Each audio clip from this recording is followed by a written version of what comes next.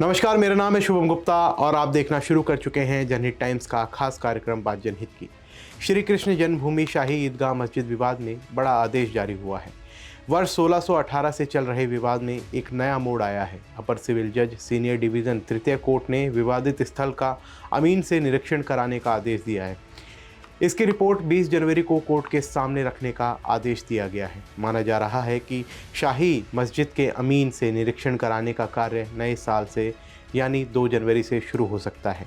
शाही मस्जिद मामले में कोर्ट का आदेश इसलिए भी महत्वपूर्ण माना जा रहा है कि कुछ इसी प्रकार का आदेश ज्ञानवापी मस्जिद मामले में भी दिया गया था। वाराणसी कोर्ट ने ज्ञानवापी मस्जिद का कोर्ट कमिश्नर से सर्वे कराने का आदेश जारी किया था।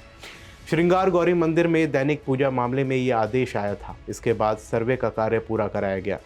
इसके वीडियो और फोटो भी लीक हुए थे। मस्जिद में कई प्रकार के हिंदू आकृतियों के पाए जाने का मामला सामने आया था।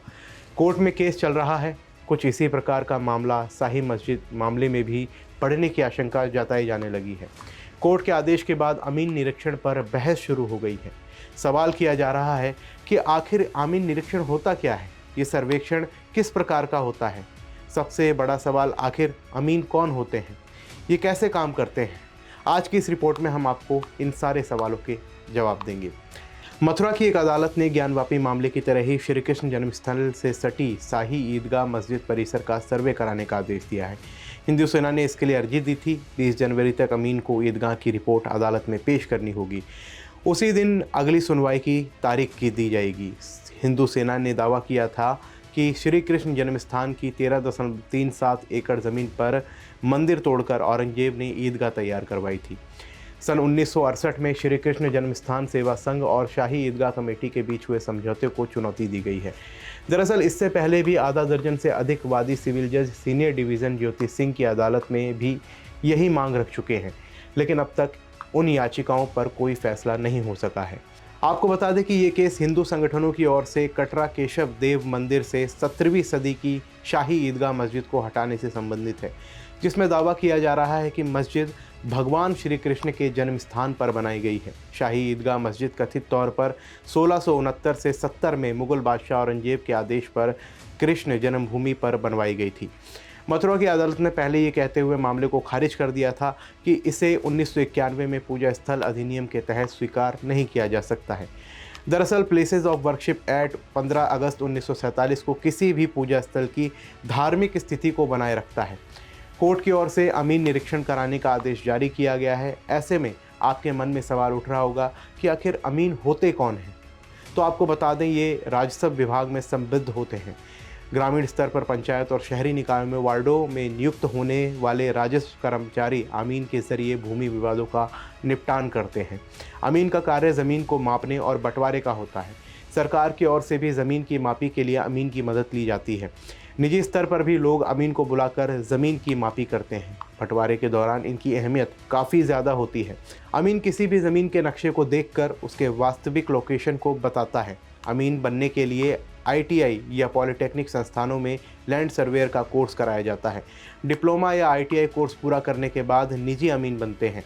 सरकारी विभागों में अमीन की वैकेंसी निकलती है। भर्ती परीक्षा पास करने के बाद सरकारी अमीन बनते हैं।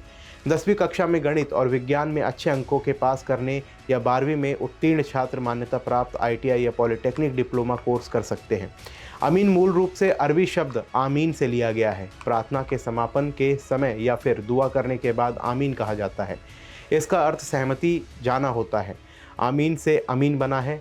अमीन को ईमानदार और सच बोलने वाला मानते हैं। सरल शब्दों में ज़मीन से संबंधित ज्ञान रखने वालों और भूमि विवाद को शांतिपूर्ण तरीके से सुलझाने वालों को अमीन कहते हैं। अमीन की राय ज़मीन मालिकों से असहमति जताने वाले पक्ष तक को मंजूर होती है। इसलिए समाज में अमीन को काफ़ी सम्मान के नज़रिए से देखा जाता है।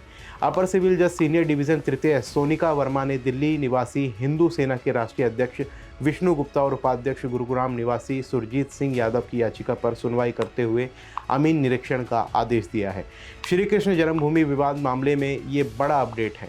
हिंदू सेना की ओर से दोनों अधिकारियों ने 8 दिसंबर को कोर्ट में याचिका दायर की थी।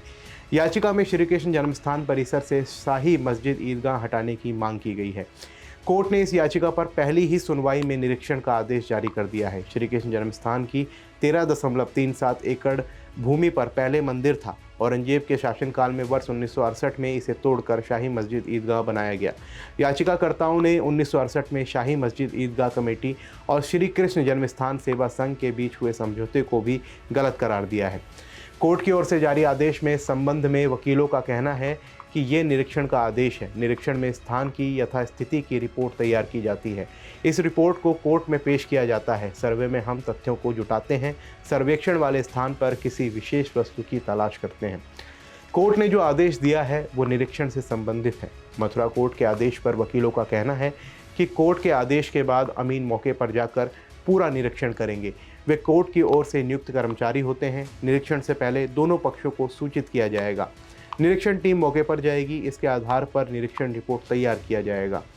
रिपोर्ट में वहां की वर्तमान स्थिति की जानकारी दी जाएगी। इसका पूरा नक्शा तैयार कर कोर्ट में पेश किया जाएगा। श्री कृष्ण जन्मभूमि के पक्षधर कह रहे हैं कि श्री कृष्ण जन्मभूमि ट्रस्ट के नाम कागजों में 13.37 एकड़ ज़मीन है। मंदिर अभी जितनी ज़मीन पर बना है वो कम है।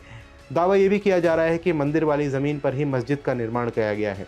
दावा ये भी किया जा रहा है कि श्री कृष्ण जन्मभूमि ट्रस्ट 13.37 एकड़ ज़मीन का मालिक है। ऐसे में श्री कृष्ण जन्मस्थान सेवा संघ को शाही मस्जिद ईदगाह कमेटी से किसी प्रकार का समझौता करने का अधिकार ही नहीं था। समझौते के बाद इसे कोर्ट में दाखिल किया गया। कोर्ट ने इस पर 1974 में डिक्री हुई।